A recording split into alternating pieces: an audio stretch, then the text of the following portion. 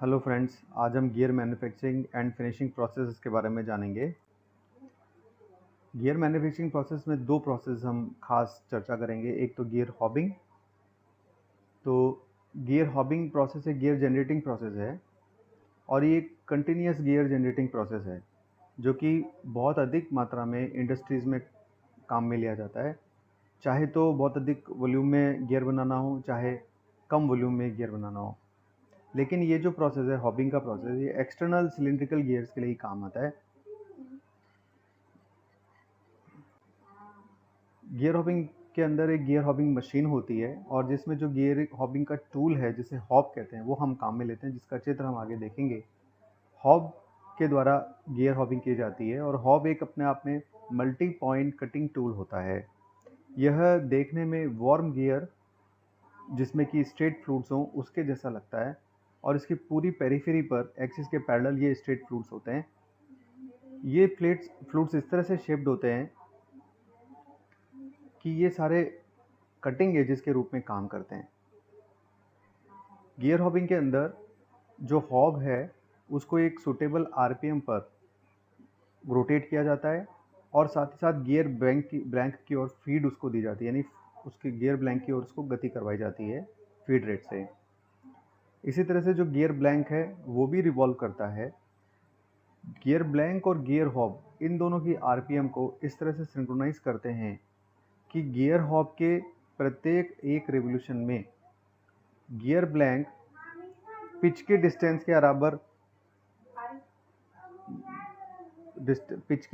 के बराबर gear cut करता है।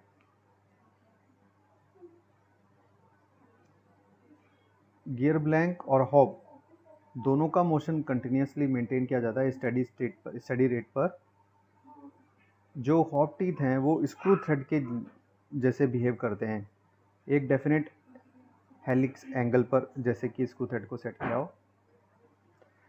हॉब को हेलिक्स एंगल पर टिल्ट करके रखते हैं जिससे कि ऑपरेशन के समय में जो कटिंग एजेस हैं वो गियर ब्लैंक के साथ स्क्वायर रहें। यहाँ पर ये गियर हॉब का चित्र दिया गया है। ये गियर हॉब है, जैसा मैंने आपको वर्णन किया कि इसके अंदर जो फ्लूट्स हैं वो एक्सिस के पैरेलल कटे होते हैं। वॉर्म गियर के जैसा दिखता है, इसमें ये कटिंग एजेस हैं, सारी कटिंग टीथ। और ये जो गियर ब्लैंक है, इस गियर ब्लैंक के साथ में इस गियर हॉब को फीड किया जाता है। इसके दोनों व्यू यहाँ हम देख सकते हैं। Working of gear hobbing. तो गियर ब्लैंक जो है उसको रोटेटिंग हॉब की ओर फीड किया जाता है। उससे तो जो गियर की टीथ हैं उनकी जो जितनी भी डेप्थ है वो रिक्वायर्ड डेप्थ प्राप्त की जाती है।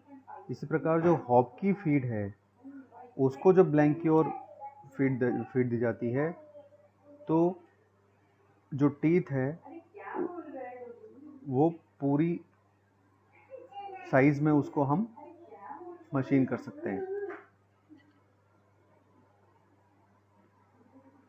इस पर गियर को जैसे हॉबिंग करनी है तो जो हॉब के टीथ हैं उनको ब्लैंक के एक्सिस के पैरेलल सेट करके रोटेट कराते हैं। इसी तरह से अगर हेलिकल टीथ की हॉबिंग करनी है तो जो हॉब का एक्सिस है उसको प्रॉपर हेलिक्स प्रोड्यूस हो जाए इस एंगल पर सेट करते हैं। जबकि वॉर्म गियर्स को प्रोड्यूस करने के लिए जो हॉब है उसकी एक्सिस गियर ब्लैंक के साथ राइट एंगल पर यानी 90 डिग्री पर रखी जाती है। हॉबिंग करने के लिए जनरली दो टेक्निक्स काम आती हैं, कन्वेंशनल हॉबिंग और क्लाइंब हॉबिंग। हॉबिंग के एडवांटेजेस और लिमिटेशंस क्या हैं? एडवांटेजेस, एक तो गियर हॉबिंग एक फास्ट और कंटिन्यूस प्रोसेस है और ये इकोनॉमिकल प्रोसेस है दूसरे गियर जनरेटिंग प्रोसेसेस की तुलना में। इसमें प्रोडक्शन साइकिल टाइम लोअर होता है और फास्टर प्रोडक्शन रेट होती है। अदर गियरिंग मशीनिंग प्रोसेसेस की तुलना में इसमें अधिक मात्रा में वेरिएबिलिटी प्राप्त की जा सकती है। ये बहुत तरह के गियर्स बनाने में, वाइड वैरायटी के अंदर गियर बनाने में काम आता है, जैसे कि spur gear, helical gear, worms, splines, sprockets आदि। इसका जो इंडेक्सिंग का मेथड है वो बहुत ही सिंपल होता है। तो ये इससे आप किसी भी नंबर ऑफ टीथ का गियर बना सकते हैं, मॉड्यूल के साथ में कंसिस्टेंसी को मेंटेन करते हुए। अब एक स्पेशल टाइप का गियर होता है हेरिंगबोन गियर, वो तो केवल गियर हॉबिंग प्रोसेस से ही बनाया जा सकता है। इसी तरह से स्मॉल या लार्जर वॉल्यूम यानी बैच साइजेज में भी, कम बैच साइज हो या अधिक मात्रा के बैच साइज हो, तब भी बैच साइज हो, उसमें भी गियर हॉबिंग प्रोसेस ये इकोनॉमिक ही रहता है, ये काम आता है। एक साथ बहुत सारे गियर ब्लैंक्स को मशीन किया जा सकता है, जो कि एक ही आर्बर पर बहुत सारे हॉब लगा के किया जा सकता है। हॉब एक मल्टी पॉइंट कटिंग टूल है। तो एक समय में कम कटिंग एजेस एक साथ काम आती हैं, इसीलिए जो हीट जनरेट होती है वो आसानी से डिसिपेट की जा सकती है। इसीलिए कटिंग टूल्स की ओवर हीटिंग नहीं होती। जो दूसरा गियर मशीनिंग प्रोसेस है वो है गियर शेपिंग। तो ये भी गियर जनरेटिंग प्रोसेस ही हुआ।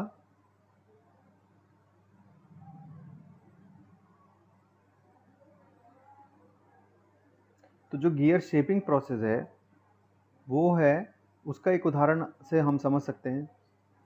जिस तरह से हम लेथ मशीन पर एक सिलिंड्रिकल सरफेस को जनरेट करते हैं सिंगल पॉइंट कटिंग टूल की सहायता से, उसी तरह का प्रोसेस ये गियर शेपिंग प्रोसेस होता है। तो जो गियर शेपिंग टूल है वो ब्लैंक के सरफेस पे एक सिंगल पॉइंट के जैसे उसको रोटेट करके, या ब्लैंक के सरफेस पे एक सिंगल पॉइंट कटिंग टूल के जैसे मशीनिंग करके और गियर टीथ बनाता है। गियर शेपिंग के कई प्रकार के प्रोसेस होते हैं। Gear cutting by gear shaper, rack planing process या फिर हॉबिंग प्रोसेस। ये गियर शेपिंग मशीन का चित्र यहाँ दिया गया है।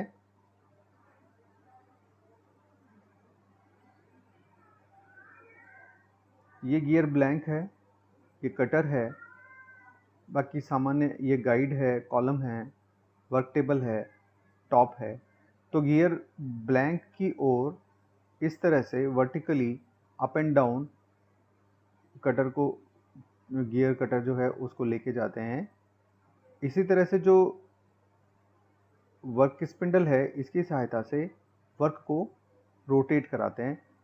एक समय में क्योंकि एक ही टूथ बनेगा इसलिए इसको रोटेट करके, और जो भी मॉड्यूल के अनुसार नंबर ऑफ टीथ हैं वो हम मैन्युफैक्चर कर सकते हैं। Advantages of gear shaping. Product cycle time ये शॉर्ट होती है, तो ये मीडियम और लार्ज साइज गियर्स के मास प्रोडक्शन में बहुत उपयोगी है। कई अनेक प्रकार के गियर्स का निर्माण केवल वॉर्म और वॉर्म व्हील छोड़कर किया जा सकता है। इसमें क्लोज टॉलरेंसेस में हम प्रोडक्शन कर सकते हैं। इसी तरह से गियर टूथ प्रोफाइल की एक्यूरेसी और रिपीटेबिलिटी भी हम इस मेथड के द्वारा प्राप्त कर सकते हैं।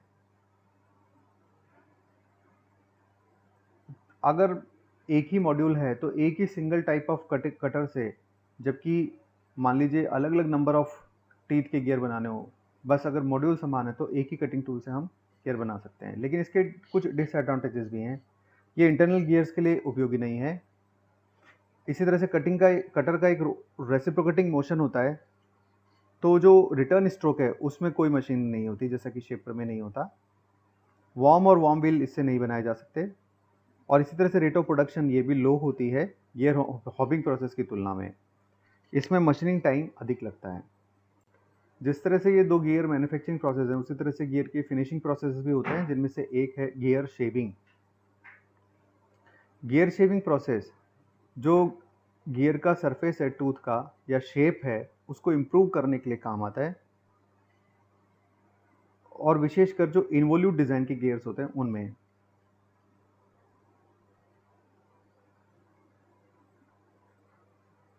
During the gear cutting process, the initial standard contour of the pinion generating tool is displayed radially in such a way that the pitch line of the tool does not touch the pitch circle of the gear. Normal pinion cutting tools chasers, hobbing tools, and other devices, or, or a gear cutter may be used in these cases. In gear shaving process, it is carried out on a gear cutter by the generating method, in which the gear cutting takes place with the required displacement of the initial interval. इसी तरह से एक दूसरा gear finishing process होता है burnishing process. Burnishing can be defined as a process in which a smooth but hard tool using sufficient pressure burnishing is rubbed on the surface of the metal. तो एक तरह से burnishing process में एक smooth लेकिन hard tool को surface पे sufficient pressure के साथ में रब किया जाता है, जिसे कि बर्निशिंग बोलते हैं. तो ये जो टूथ पर या गियर के सरफेस पर जो हाई स्पॉट्स बन जाते हैं उनको फ्लैट करने के काम आता है. इसी तरह से the edges of the metal can be smoothened by pushing it through a die that will smooth out the burrs and the blank edge caused by the die break. तो आज मैंने आपको इस वीडियो में गियर मैन्युफैक्चरिंग के दो process और gear finishing के दो प्रोसेस के बारे में बताया. Thank you.